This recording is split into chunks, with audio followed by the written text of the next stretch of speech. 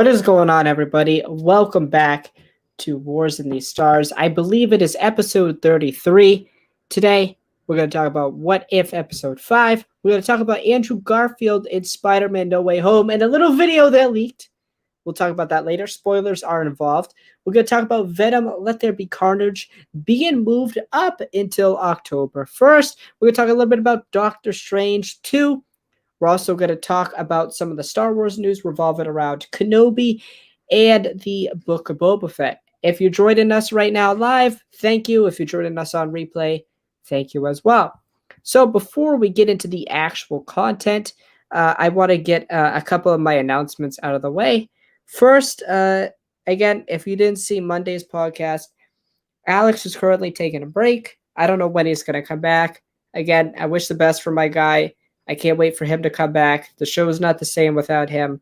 The show must go on, as they say. And I also want to give you guys an updated September schedule. I had given one last week.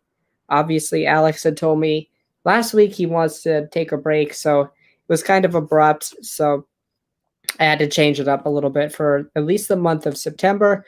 So for the next 4 weeks, the main topic is going to be What If? But in the last week of September, I will also be previewing Venom Let There Be Carnage. I'll be doing the 15 questions like I did for Shang-Chi. And then on that Friday, which is technically October the 1st, I will be reviewing Venom Let There Be Carnage after I go and watch it, presumably on that Friday night. I believe tickets came out today. I haven't looked to see how the tickets are doing. Nobody's going to buy them this early for that movie, at least. Yeah, so without further ado, let's get into our main topic today, shall we? We're going to talk about What If episode 5. Just to give my general thoughts, I thought the episode was really, really good. I think what I love about What If so far is that it keeps getting weirder and weirder, darker and darker, but at the same time, it gets better and better. Now, things can get weirder and darker for the sake of it, but that doesn't equate to it being good. It has still been very good. I gave this episode, I think, on my TikTok review a 9.5 out of 10. And I'm going to stay with that. I really think that this episode was that strong. I think it's the best episode so far of the show. Right up there, just right above the Doctor Strange episode, which I really loved, and the T'Challa episode. The worst episode of the show is Captain Carter. And that episode I really enjoyed. It was an 8 out of 10 for me, but everything I've really enjoyed. So that's a positive for What If after being about a majority of the way through the season.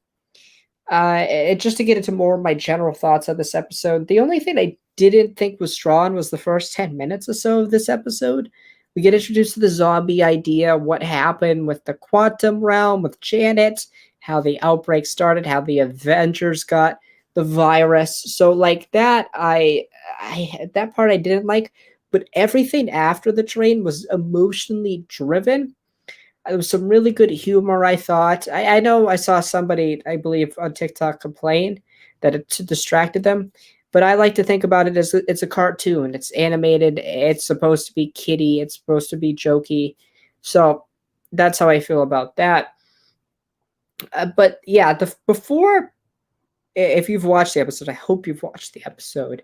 Before they get on the train, I thought the episode was a little lackluster. There were some things I didn't like about it, and I'll get into that a little bit later, but the second half, wow, it had some of the more darker stuff we've seen in the MCU as a whole, and I think it had some of my favorite stuff I've seen. A lot of good stuff with Spider-Man and Hope, a duo I never thought I would see. Yeah, so I guess without further ado, we'll get into some of the things I wanted to touch on, and I kind of touched on it already. Was that first 10 minutes I thought was not great. It wasn't horrible, but I just didn't like it compared to the rest of the episode. I really loved the introduction. It's the start of Infinity War. Bruce comes down. The Black Order, right? The Black Order comes down, and we see Tony, Strange, and Juan. Uh, but they're all zombies, and they beat up Thanos' children, the Blackwater, Ebony Maw, and I can't remember the big guy's name. And they become zombies, and then we see the cape. We saw the cape in the Sanctum Sanctorum. And what I found really interesting about that is it gravitated towards Spider-Man after Strange became infected. And we all thought he was going to be Sorcerer Supreme Strange fighting Wanda. That didn't happen. Um, anyways, I really enjoyed that. Uh, and then Tony got his head blasted off. So did Strange, excuse me, and Juan. But I felt like no emotional impact from it. Like with the later deaths, I felt it with Happy, with Hope, Bucky, even Vision, and the rest of them was like that's our Avengers. Why aren't we like focusing on that a little bit more? Why is Bruce not as upset that Tony's head got blown off? Even though it's a zombie, it's still Tony. So and it was the same thing with Bucky when Okoye killed the Falcon. It's like that's your best friend, and he just got chopped in half. I know he's a zombie, and Sebastian Stan with this voice acting, I laughed at everything, even though most of the stuff he said was not supposed to be funny. Um, I just laughed. I I don't know what it was. Like I keep thinking of like every time in episode 1 when he had a corny line like, um, "Are you supposed to be the Queen of England?" And like, "Who ordered the calamari?" Like it's just so. Oh my god! I don't know why I laughed because I kept thinking about those lines. Yeah, like the Falcon thing, it's like, oh, yeah, I don't really care. I wish there was a little bit more weight to that, even with Cap. It's like, oh, it's the end of the line. What? That's it. Just like, don't care. I know the episode's only 30 minutes. I just wish there was a little bit more when we killed the, Captain America and Tony. I know they're zombies, but like, come on. I needed a little bit more there. Um, yeah, but besides that, let's get into more of what I did like. Spider-Man and Hope. Spider-Man had some of my favorite moments. I think it honestly it is some of my favorite. It's why I love the character of Spider-Man. He used humor to cope with the loss. Uh, Remember, Peter in this universe at this time is like what, 17, 16. Uh, he's dealing with the loss of his uncle, Aunt May, his mom, his dad, his mentor, his Tony. So, and we got a name drop of Ben Parker. That's the first name drop in the MCU. Again, we know this is an alternate timeline, so I wonder if in this timeline it is actually Ben Parker, but in our MCU there is no Ben Parker. I would assume there is a Ben Parker. That would be like a constant thing that would have to happen like they talked about in the Doctor Strange episode. So it was cool to get the name drop. First time it was ever name dropped um, in the MCU, and I really enjoyed that. I enjoyed the conversations with Hope and Spider Man. Hope at the end before she gets bitten by a zombie says, "Keep smiling for me, kid." And I never thought like Hope and Spider-Man would ever interact, and what if is allowed for something so obscure like that to happen. And I also really enjoy the premise of like how did this universe change? It was when Hank's getting the short end of the stick in What If, man. He was crazy in episode 3, killing all the Avengers, and now it was his fault that the world is now a zombie. Um, and obviously Janet had a virus infected Hank. Hank infected Scott. Scott Lang was great as just a bodiless Ant-Man. I thought he was fantastic as well. Uh, so I really enjoyed those aspects. I also found the video hilarious. Like that's the most Spider-Man thing ever. Like film a video to survive a zombie apocalypse. Happy. Um, I just I love it how like Happy had like the Iron Man thing, and he got pulled away, and he's just like, bam. bam, bam, bam, bam. And then when he's a zombie, he says the exact same thing. And then he gets his brains blown out, and we don't care. And I have so many questions about the zombies. So Hawkeye started to miss shots. Hawkeye doesn't miss. So I'm wondering if the zombie thing had anything to do with that. I would assume so. But at the same time, at the end of the episode, Thanos has the Infinity Gauntlet. Question is, why does he still have the Infinity Gauntlet? What is his goal with that? Can he snap his finger and everyone gets infected? I don't think that's how the stones. I could be wrong. Is it how the stones work? Can he do that? Does he still want to wipe out half the population? Like, it seems like that the zombies' only goal is just to eat people. So why would he not want to just eat people? Why does he have that? Why did he not use that? I have so many questions like about the zombies and their functions. But that's a good thing, because I really hope that they expand upon this in like a season 2. I hope there's a continuation of this. They could do a lot of things. My proposal is you bring the Guardians, Gamora, Peter Quill, Nebula, Drax, Rocket, Groot, and you bring Thor down. And then you have our Black Panther, which that line was wow. Talked about how death and how I can't remember the exact quote, but it's you guys know it's along the lines of like death is not the end in our culture, and it hits so close to home because Chadwick obviously passed away, and it's just so great to hear his voice, and he's so that character. He's so Black Panther. When I think of Chadwick Boseman, I think of Black Panther very much in the same light. When I think of Chris Evans, I think of Cap. When I think of Robert Downey Jr., I think of Tony Stark. And like, I think of Mark Hamill, I think of Luke, like stuff like that.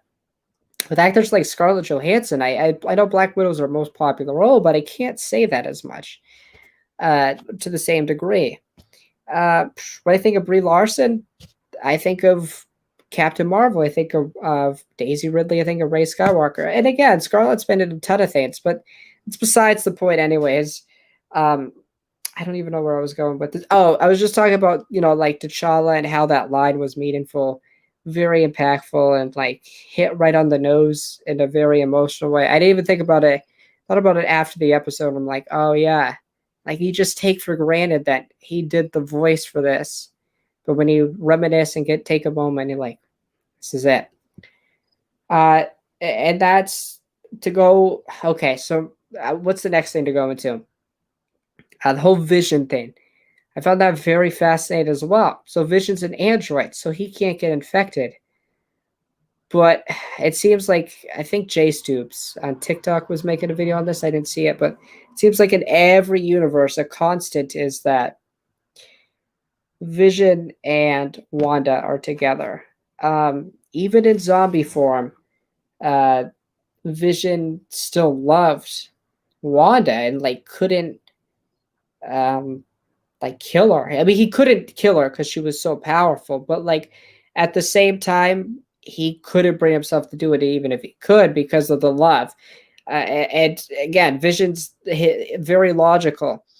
He's like, I was blinded by love.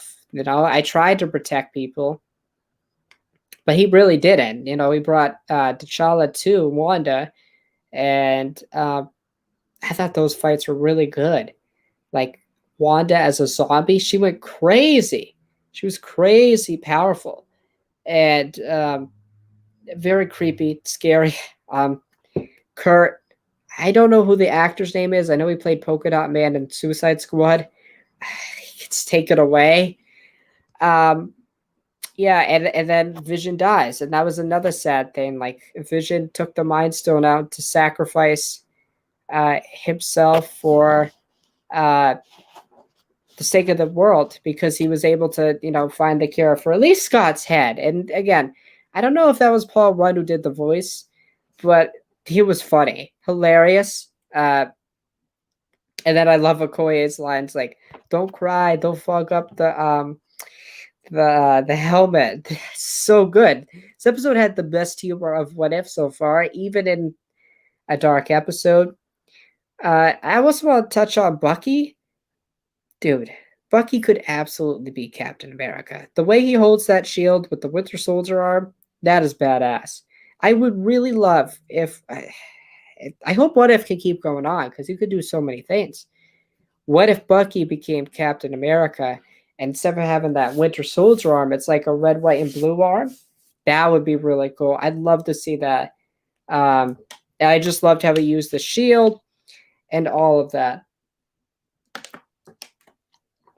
Excuse me, but I think another really strong character was Hope. Basically, this episode was about being hopeful.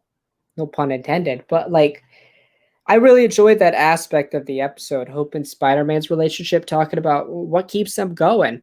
Why should they keep going? It's to avenge the Avengers and avenge the world, help save the world. And the Watcher talked about how even in Earth's darkest times, people will do anything to bring humanity back. And obviously, we see that now, but we also see that with in superhero movies, like we see people do anything they can to bring the world back.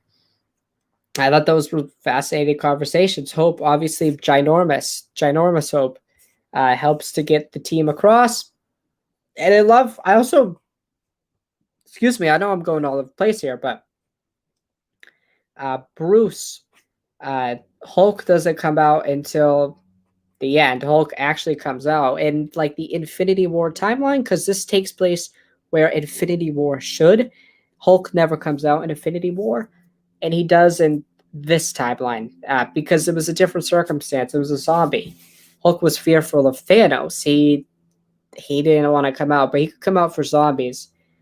And again, I will say they leave it kind of open ended. Bucky got yeeted, but you can live. They could bring Bucky back, probably as a zombie, sadly. Hulk, probably as a zombie. We got Hope a little bit as a zombie, and she's probably one of the more deadly zombies besides Wanda. Wanda's still alive. Well, Hulk could have killed her. But like if Hope's still alive, then she's very dangerous because she can shrink and stuff. We saw that with Hank. Hank bit Captain America.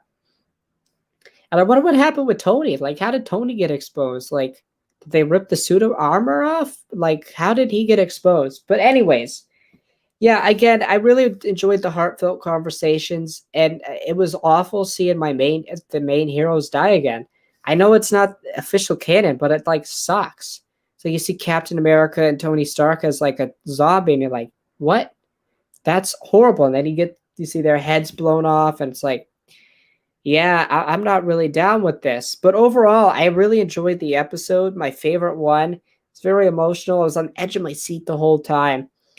And I don't know how this one's going to play in the whole grand scheme of things. Because, the last episode is about Vision and Ultron Morphin. And I don't know what character they're going to take from this episode. Maybe they don't take any. I don't mind if they have an overarching story, and at the same time they have individual just standalone. Like episode 3, I think was a standalone, and probably episode 5. But with those, you can expand upon. We have cliffhangers for most of them. Yeah. So again, I've only talked about it for about 20 minutes, and that's about as long as I want to speak about it. Yeah, I really enjoyed it. 9.5 out of 10. We still have Party Thor left, Gamora versus Tony, Killmonger as like Iron Man, I think. I know Killmonger and Tony meet. Tony's been getting the short end of the stick too. He's died the 2 times he's been in episodes. And then we have the Vision Ultron morph with the Infinity Gauntlet, presumably going across timelines, and that's when the Watcher needs to get all these people that he's watching. So yeah, really excited for the future of this show. It was trending last week. I don't know if it trended this week. It might have because it was that good. I think it was the best episode. But without further ado, I think that's going to wrap it up for our main topic. So, our second topic is going to be about Venom's 2 release date, which is moving up. This comes from us. Oh, I should share this probably so you guys can see it. This is coming from the deadline. I don't know why I said it like that. It's deadline. And they say Venom Let There Be Carnage heads to the first weekend of October after Super Shang-Chi Labor Day stretch. Shang-Chi almost made $100 million in 4 days. Very impressive numbers for the box office there. Yeah, let me see. I was just seeing if I can make this bigger. Okay, here we go. So that's really good for Shang-Chi. And it's also very good for things like Venom. It was the worst kept secret in Hollywood that Sony was bound to vacate the Venom Let There Be Carnage October 15th release day, but after the enormous 90 million Labor Day weekend success of Disney/Marvel's Shang-Chi and the Legend of the Ten Rings, the Culver City lot had decided to go earlier than their own Marvel sequel on October 1st. Venom Let There Be Carnage will screen in 3D PLF and take over all the IMAX screens. Tickets go on sale today, Wednesday. This returns Venom to its early October stomping ground. The first movie, 2018, set an opening domestic record for the month with 80.2 million before Warner Brothers' Joker pushed the Marvel pick to number 2 for October a year later with 96.2 million. I've heard that tracking of Mon Bales is really hot for Venom 2, and Sony has every reason in the world to keep it in 2021 versus push today. The Andy Serkis directed pick to January of 2022, which was the rumor. Had Venom 2 remained on October 15th, it would have had a fierce franchise fight with Universal, Blumhouse, Miramax's Halloween Kills, that movie's first pick back in 2018, which posted the second best domestic debut in October at the time after Venom's 76.2 million. Halloween now ranking third overall among domestic openings at the October box office. Venom made 850 million worldwide. Overall, this does not come as a surprise to me. We knew that the movie theater industry as a whole was resting on what Shang-Chi did. We knew that studios were very much looking at Shang-Chi and how it performed at the box office. And this conversation is going to divulge into many different places. So obviously, Sony looked at it and they're like, yeah, we got fierce competition. In October, I believe Dune comes out. I believe a James Bond movie comes out, right? I'm not sure about that. And then obviously the other movies they mentioned, Halloween Kills, lots of pictures they're competing with in October. So I think them going at the end of September, early October, right around where their original release date was supposed to be, I believe it was the week before. So this makes total sense. They just want to ride the hot tails. They're a Marvel movie. And it makes more sense to me because that way you could do a Marvel movie every month until February, right? I know Morbius and Venom aren't part of the MCU, but they could be at some point. It's been teased. So we had Shang-Chi in September. We'll have Venom in early October. We'll have Eternals in early November. Spider-Man No Way Home in mid-December. And then we'll have Morbius in January. So 5 movies, 5 months. It makes sense for them to do that. It would have been that way with October 15th, but it would have been so close to Eternals, so close to other big releases that I think Venom would have had a hard time making money. I get Venom. It's not going to have as big as a marketing push as Shang-Chi. I don't expect it to make anywhere near what Shang-Chi made. Tom Hardy will be a pull. He's a big name actor. People overall enjoying the first one, not loving it, enjoying. I know the critics gave it a bad score. I just recently rewatched it. It's not great. I give it like a 6 or like 5.5, 6 or 6.5, 7. I don't love it. I love the Venom and Eddie stuff, but like Riot's okay, Carlton's okay. So like this movie needs to be big. You got Woody Harrelson too as Carnage. Pretty good trailers, I think. And I think maybe even at the end of Venom, we'll talk about this later. down the line before the movie comes out. Possibly a tease at a Spider-Man at the third movie. Tom Hardy's very committed to this role. He loves it. He wants to play it. I think we'll see him play it in the MCU at some point. Um, but yeah, I'm really excited. I'm glad it got moved up. October was a jam-packed month for movies, so them going early October. And I don't know where this movie's gonna, how much it's gonna make. We're gonna have to wait and see on that. But and again, to go back to the Shang-Chi thing, I was gonna say this conversation is gonna divulge into many different things. Shang-Chi had a major impact on the movie industry. It saved the movie industry from going to streaming even sooner. People are like, okay, people still want to go to the movies. Shang-Chi on its Monday made more than the Avengers and the Dark Knight Rises did on a Monday. I know it was a Monday off for most Americans at least, but still, it's impressive. I don't care what you say. It's Shang-Chi compared to Batman and the Avengers. So, very impressive for that movie. And it's done a lot. Move Venom up, save Spider-Man probably, unless this gets any worse. Now, it could get worse.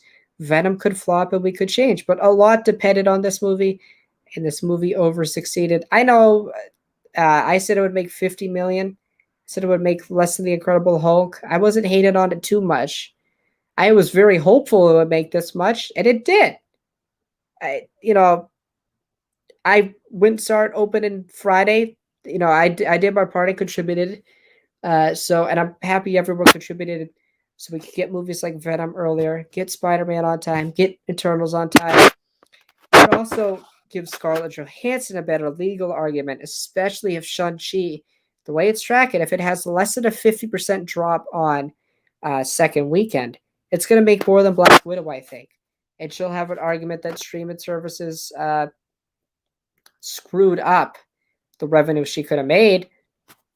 There was an article the other day about Bob Chapek screwing it up. Chapek's been screwing a lot of things up at Disney, but that's besides the point. We were talking about Venom.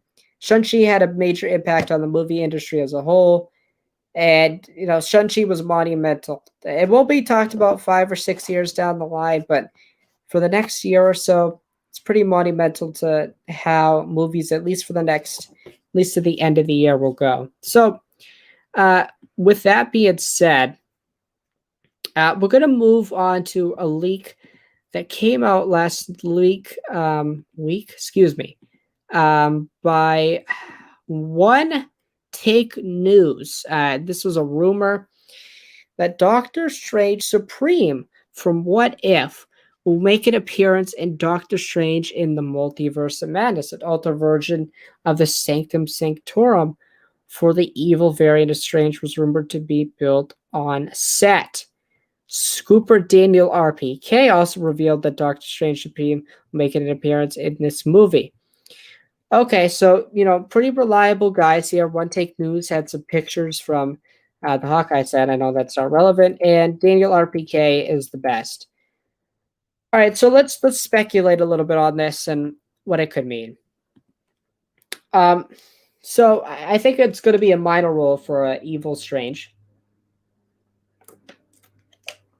And I think it's almost going to be a test for MCU's Doctor Strange. See how powerful he is. I think Doctor Strange is going to have to fight a lot of people in this movie. It seems that Wanda's the villain. We'll have the multiversal Illuminati that has been talked about. And this is very impactful if Supreme Strange is in the movie. An evil Doctor Strange. That would make a lot of sense. We're dealing with the multiverse. And it was rumored for a while that Joaquin Phoenix would play an alternate version of Doctor Strange. I'd love to see Joaquin Phoenix play this evil variant of Doctor Strange. Doctor Strange is already jam-packed with characters, with Captain Carter, Loki. Loki was basically confirmed in the Hollywood Reporter. Captain Carter, I'm pretty safe on. Professor X, Wanda, everything is not even focusing on Doctor Strange. It's very much going to be like Civil War. I know Cap is still at the front and center, but so is Tony. And in this movie, I feel like Strange is going to be front and center, kind of dealing with all the craziness. And I think a really good fight for him besides Wanda versus Strange, would also be himself versus his evil variant self. I could see very early on in the movie him fighting the evil variant of himself before he fights Wanda. Wanda's wreaking havoc. He's got to go find Wanda, but the multiverse is breaking and tons of evil people are coming in. And one of them that he has to fight more specifically, we can kind of touch on, uh, who other characters are fighting.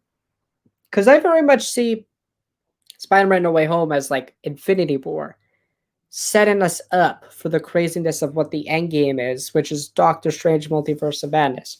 We could see other crazy fights, quick snippets of it with multiversal characters like maybe Hydra Cap, maybe evil Tony Stark played by Tom Cruise. Wouldn't that be nuts? I know. And then I'd love to see Sorcerer Supreme Strange versus our Doctor Strange in the MCU. I think that would be a absolutely fantastic fight. And I think it would make a lot of sense. Chaos happened around. Strange needs to find out what's happening. He maybe gets it from evil variant Strange. Uh, evil variant Strange whoops up on him a little bit, but he comes out on top. Maybe some from advice from the Ancient One. I think it should kind of mirror what happens in What If. Um, but instead have the normal Doctor Strange win instead. And again, it's really cool that we're bringing in characters from What If into a movie like Doctor Strange Multiverse of Madness. I could see him being in Loki. I could see him even, this movie slept on Ant-Man Quantumania. Uh, you've made these characters of What If. The multiverse opened. What If is your chance to explore all that? Why not bring the characters in from animation to live action? We've done it in Star Wars. We've done it with Ahsoka. We're going to do it probably soon with Captain Rex. We know Sabine is coming into live action in the Star Wars side of things. So why not bring in these characters? It just makes a lot of sense to me, especially since a lot of these actors are still around. Obviously, Captain Carter, the great Haley Atwell. For Doctor Strange, you could use Joaquin Phoenix, or you can just use Benedict Cumberbatch. It wouldn't matter, but I'd like to see Joaquin Phoenix. I think that'd be really cool. So overall, kind of to summarize my thoughts on this, it's just like, yeah, I think it'd be a fantastic and interesting fight. I think it should happen earlier in the movie to kind of set the groundwork of what's happening. Like the final fight, I think is going to be between Strange and Wanda, and I don't think Strange is winning that fight. I think Wanda's probably going to come out on top in this movie. And I would love to see like Strange have multiple tests throughout this movie, and this be one of his tests. So I think that Doctor Strange update is really fascinating, and we're gonna get to that movie's like prequel, I guess you could say, Spider-Man: No Way Home. And today, sorry, I have to drink water. I'm getting parched here, real quick. I'm not used to doing this much talking. Next up, we got. This is possible spoilers, so if you're watching this on replay, scroll away right now. I'm dealing with some Spider-Man No Way Home leaks. This is a legit video from on set. So if you don't want to know anything, well, I kind of alluded to who it is, but scroll away. Okay, if you've scrolled away, it's Andrew Garfield on the set of Spider-Man No Way Home. And let me get this up on my screen to share with you guys. There's no audio, so I'm not going to share it. So here it is. Wow, excuse me. Here it is. Here it is right here. Okay, he says something like, so what if I'm not? Or, but what if I'm not? And it seems like he's talking to another Spider-Man. And it looks like Tom Holland's because it has the gold thing. If you can see where my cursor is, right about, you can't see where my cursor is, but just on the left of the screen, you can kind of see like what I'm alluding to. It's like Tom's new suit. And this looks very real because we saw a set photo that looked exactly like this. And this looks like Andrew Garfield now. It doesn't look like Andrew Garfield from 7 years ago. Uh, so this. Oh, sorry. I should have pulled what the replies were. Um, some people were talking about what is he saying, and this person says, "So what if I'm not?" The conversation, Toby, we can't go out there. The Spider-Man, and this is so fake. No, look at it. It's real. Yeah, it's real. I think it's real. That one's not real. Um, you can see there's a more pull behind him. I don't think a deep fake AI could continue a line of a pull. That's true. Yeah, that's true. I don't think this is a deep fake. And this is the tweet I'm talking about. Doesn't that make sense? Lights shining on the shoot could be yellow. Suit? I said shoot. Suit? No, I don't think so, because that's where it would go.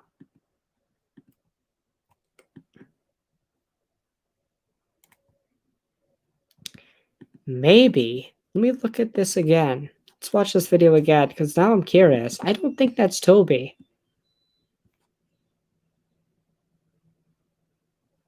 It might be a light.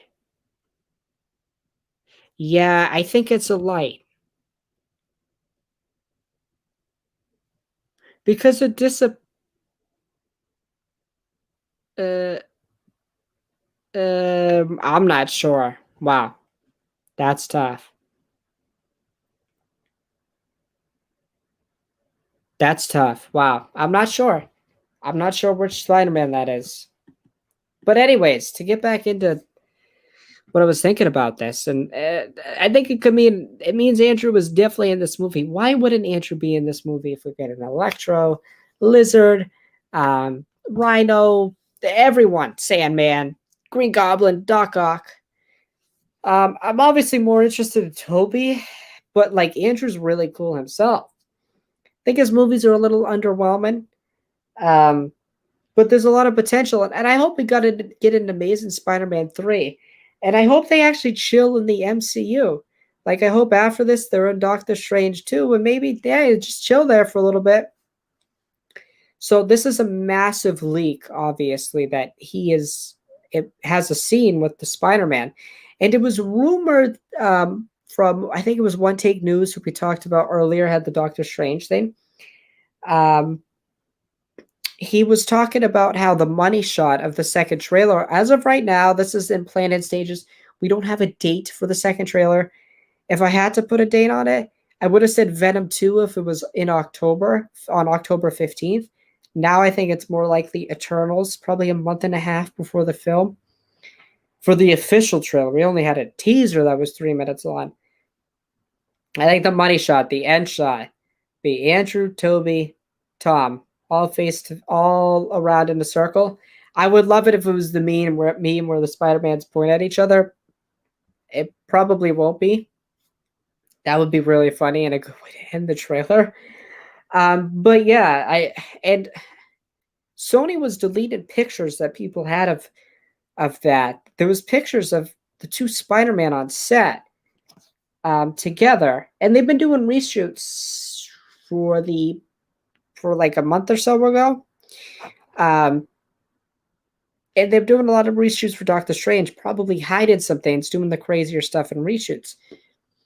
So I think it makes a lot of sense that, Andrew's in this movie, of course, but like, I just can't believe this was taken. Who got this? How? Like, and it's really good. It looks a lot. I keep watching it over and over. It looks a lot like what Andrew would look like now. It does look like an older Andrew. Uh, I don't know what could be happening in this scene. Like maybe he doesn't know if he's Spider-Man. Like he fell through. He's got the spider suit on, but it's like, do my powers work or something like that? Or what's happening? Like just answering like expository stuff, I guess, like questions we have as an audience. Uh, but I think these two should be like a mentor of Tom. And I know these two are going to overshadow Tom, but I don't find that to be upsetting. It's Spider-Man. It's not Tom. It's not called Tom Holland, Peter Parker, Spider-Man, No Way Home. It's called Spider-Man, No Way Home. And I feel like this would be an appropriate conclusion for all three. Why not conclude their high school? Well, it'd be kind of weird to say Tobey Maguire still in high school or Andrew Garfield. Would be a nice way to conclude their stories because it is rumored they want to do a college trilogy with Tom and they want to do an adult trilogy. So 9 movies in total, a 9-movie saga, basically with Tom Holland. So like, it'd be a nice way to kind of wrap up Andrew and Toby's college and adulthood. You could kind of give us what's been going on with them and what's been going on with Tom. I love the theory that Andrew or Toby could be like the Uncle Ben to Tom in this universe. But I feel like more people are focused on Toby than they are Andrew. I feel like Andrew is just impactful in this story. Where does he play? He's the middle guy. He's the odd guy out. So it's like, what more of the story are we going to get with him? Are we going to get another Amazing Spider-Man? I'd love if they wrapped it up with his own movie. I know Alex differs than me on this. I'm more excited to see the Spider-Man than he is. He's a little worried that they're going to overshadow. I know they're going to overshadow, but I don't care because I love those characters that much. Alex didn't grow up with those movies like I did. So I understand it, but at the same time, I think Marvel Studios knows not to, they're going to overshadow. They're going to have their moment, but still at the heart and center, it'll be about Tom fixing it, just with the help of other Spider-Man. Just like Boba Fett kind of overshadowed Mando in that episode of The Mandalorian, but still at the heart and center, didn't lost his ship, didn't lost his kid. So I think it could be very much on those same lines. So we're now going to transition from our Marvel topics to our Star Wars topics. There are 2 things I want to get into. One is definitely spoilery. This comes from the good people over at Star Wars Newsnet. They talk a little bit about some of the plot details in Boba Fett's armor in the book of Boba Fett. Last week, they talked about Hayden Christensen's return as Vader. Last week's podcast, we touched on that. Minor spoiler ahead. Okay, so, they want to be transparent here. Before we dive in, I want to be transparent with you, our readers, as we always are, and let you know that we reported this as a rumor because unlike our report on Vader and Kenobi last week, we did not see tangible evidence with our own eyes for this report, but we're merely told the information from a credible source. Again, it's hard to get what they had. With that said, we have learned that in the series, Boba Fett is in revenge mode. He will be going after everyone who did him wrong in the past, and he will also be looking for other bounty hunters. Even more, he will be doing it in a new look to his armor. So, some other people were talking about the new look and saying it's a new touch-up. It's not over dramatic from his Mandalorian Season 2 outfit. So it's just a touch-up, I would assume. It just will look better on our screens. Maybe a little minor paint job, but I don't think anything crazy from like Mando Season 2 to now. Just enough so we can differentiate the time periods, like differentiate Kid Boba, Boba in Empire, Boba in Return, and like Boba pre Mando, but post Return of the Jedi. So everyone who did him wrong. So let's kind of speculate on who did him wrong. Cad Bane gave him the dent. He almost killed Cad. Cad Bane rumored to be in the show. I know Cad will be an old man, but Star Wars characters age differently. As that IG unit said in episode of Mandalorian, species age differently. So Cad will be older, but I could definitely see him working. Mace Windu. I keep hearing teases from people that maybe Lucasfilm wants to do more. So here's my thing.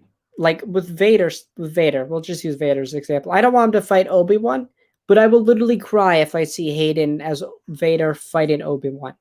I'm not going to like it, but I'm going to cry. I'll like it. Just won't like it in the canon sense. Boba Fett. fighting Mace Windu in the Book of Boba Fett. I would not like it. Would I love to see Samuel L. Jackson as Mace? I'm gonna say yes. Wouldn't like it for the canon, but I would enjoy the heck out of it. And then Luke Skywalker, rumored to be in the show. I'd like to see something with Luke and Grogu, maybe. Like Boba at the end goes after Luke. They have a fight, but Boba sees Grogu, and he's like, "Oh, I can't do this to Din." And Din maybe shows up or something like that. It's like, "Yo, whoa, whoa, whoa! Don't like stop here. I need your help on Mandalore." That's the way you end season 1 of the or Book of Boba Fett. He fights Luke, and then he sees Grogu and he stops. Like he's actually going to beat Luke. They need to show Boba as a badass here, and him beating Luke would do that. Han Solo, I could see Alden. He's not doing too much right now, and I think he was great as Han Solo. So I would love if they brought him in season 1 of the Book of Boba Fett. Maybe that's a season 2 thing. I'm not sure. Yeah, that's really all I can think of. And maybe other bounty hunters we meet along the way. But him in a revenge mode, I don't know if it makes sense. Because at the end of Mando season 2, I felt more compassion with him. More going back to the ways of his father, I guess. Not just a killer like he was in the comics and like alluded to in the original trilogy. I'd like the more, I wouldn't say pacifist, but more defensive and up for his word. He would follow his word. So that's what I would be looking for in the Book of Boba Fett. So I'm really excited for the show. You know, Star Wars, just to go on a little tangent here, Star Wars is in like a weird time, man. Like I like talking about the leaks and rumors, but they're just so sporadic, and I'm like, do I really want to talk about this? Like the Marvel leaks are more interest to me because the content feels closer and feels like you have to watch everything. I'm more excited for that. I don't got any.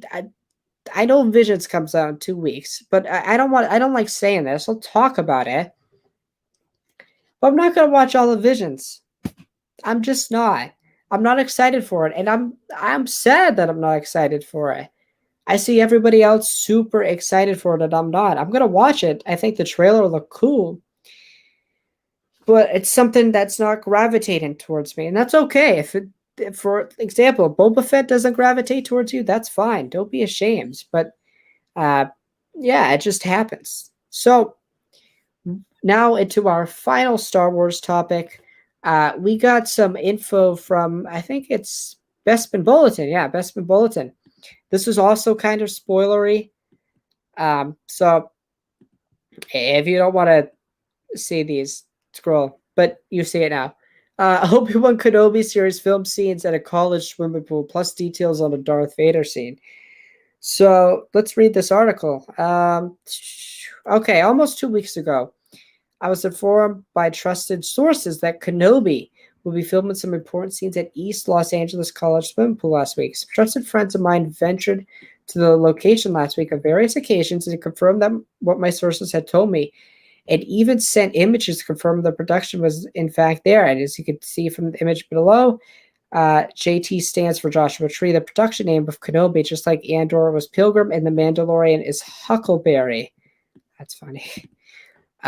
There's to the set, that's my bulletin. Here's some more set. Campus closed, JT. Okay, we know that a water planet will feature in the series' concept art. Featured a water planet with armed soldiers firing at a sea creature with many arms was shown exclusively to investors during Disney's Investor Day presentation in December, along with interviews with Ewan McGregor and Deborah Chow, which featured multiple pieces of concept art. There's also one other thing I was told that just before the production moved to the college to film scenes with the swimming pool, a scene was filmed with Darth Vader entering a forest using the volume. Sources were saying it was reminiscent of Dagobah. Now, I'm not saying it is or isn't Dagobah, just that it was reminiscent of it. So please don't spread around that Dagobah is in the series. I won't be doing that. I am not saying that and nor are my sources. I was told the scene felt very tense, almost like Vader was stepping in, ready for confrontation. I assume this was the fight. Dark Forest planet? Or maybe it was a vision that Yoda sent Vader, and Yoda fought, or Vader fought an illusion of Vader on Dagobah. That could be really interesting. Rumored that Frank Oz was going to be in Kenobi. So underwater, could it be Kamino? I know Kamino was destroyed, but the planet's still there. That would be really interesting. But a sea creature, I would like the Kamino callback. But why would Obi-Wan be on Kamino? Why is Obi-Wan leaving Tatooine? I have so many questions. But yeah, I could see like Obi-Wan go into, again, I think somebody had a really good comment on Reddit. Let me bring this up. And it's a really good comment about what could be happening in Kenobi. And this deals with some spoilers, so if you don't want to see it, scroll away. I'm going to keep talking about the loads. It's taking forever to load. Sorry about that. But yeah, I could very much see like it being Kamino, but at the same time, why would it be Kamino? There's no sense in going there. I don't know why it's not loading. That was a really good comment too. Yeah, I'm not sure.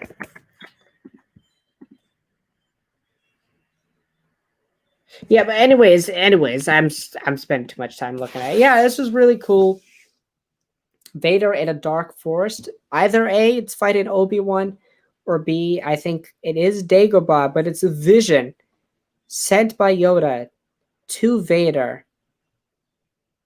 But then again, Vader would then know where he is, but he wouldn't. He couldn't. Maybe he couldn't sense it through the Force.